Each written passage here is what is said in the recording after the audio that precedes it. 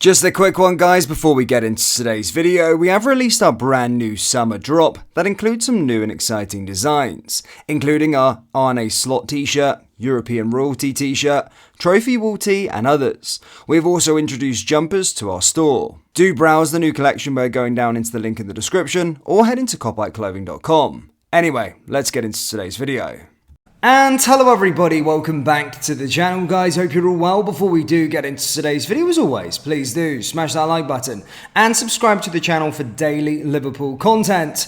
Guys, in today's video, as always, here to bring you up to date with all of the latest Liverpool news from the last 24 hours. That includes some huge Liverpool transfer news. Yes, you read the title. 2 deals could be set to agreed imminently as official bids have been submitted. We'll discuss that, of course, in detail. But, of course, Liverpool did play their final pre-season games yesterday, and to be fair, I watched the Las Palmas one kind of in the background, but I of course did watch the one against Sevilla, and it was good to see the boys back in action again, in terms of everyone was back, like the main stars were back again, and I thought we did a really good performance. I thought we learned a lot about this current team. Yes, there's some maybe mistakes, a bit disjointed in the press. But with regards to everything else, I thought, Trent Alexander-Arnold played his role very well, which is really exciting to see under Arne Slot. I thought Gravenberch was great. I thought Szoboszlai again was great. And Jota played a very good game, and Diaz with 2 assists. But 4-1 against Sevilla, and I'm really looking forward to that match now, of course, against Ipswich in the first Premier League game of the season. As stated, there's still a lot more to do, a little bit more, a few tweaks here and there. But Arne Slot, of course, is a perfectionist and will get those sort of the disjointed press sorted out. But yeah, I think 4-1 victory is very good. In the other game, guys, obviously it was behind closed doors. It was against Las Palmas, a bit more of a watered down lineup, of course. Still some first team players in there, Konate, Robertson, of course, Nunes, Gakpo and stuff. But again, I can't really diagnose it too much. I didn't really watch it, but it seemed like a mess. It sounded like a bit of a mess. It was the sort of B team, if you like. Yes, obviously some of these players will come into the first team, but I think the main one I was more concerned on was the one against Sevilla. And to be fair, he changed a lot of stuff within that game against Las Palmas anyway. So, guys, if you want more of an in-depth deep dive onto the Sevilla game, of course, our sister channel, Panenka LFC, we have done a deep dive going over all the points regards to the match. That should keep you up to date with things. Moving on to our first bit of transfer news, guys, and there has been an offer put in for Bobby Clark. Now, Bobby Clark, of course, I've been keeping up to date with it. It's a subject of interest from RB Salzburg, and it has been reported that him and Ben Doak would be allowed to leave on permanent deals this summer.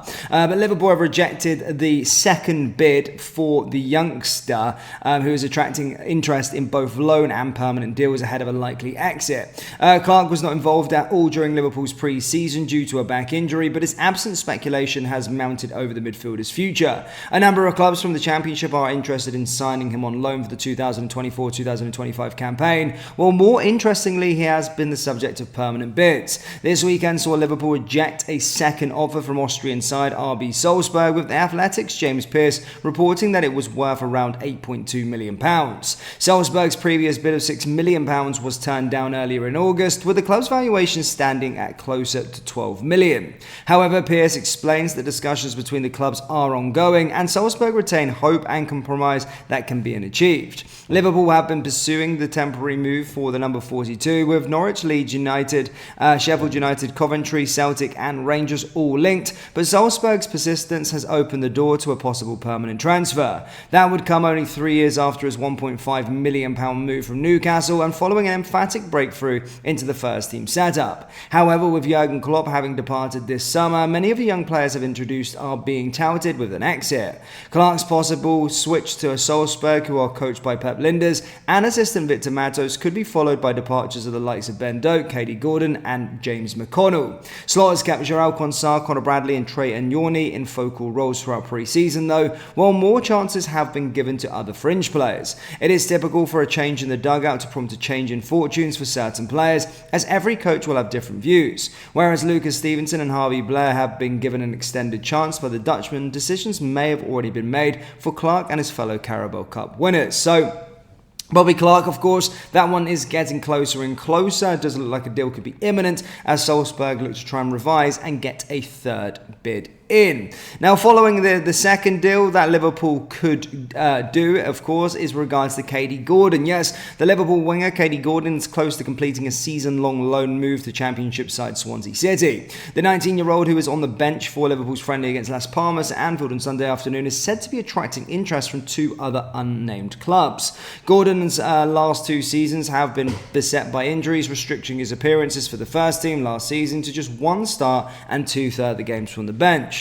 He missed the whole of the 2022-2023 campaign, which was described as a complex pelvic injury.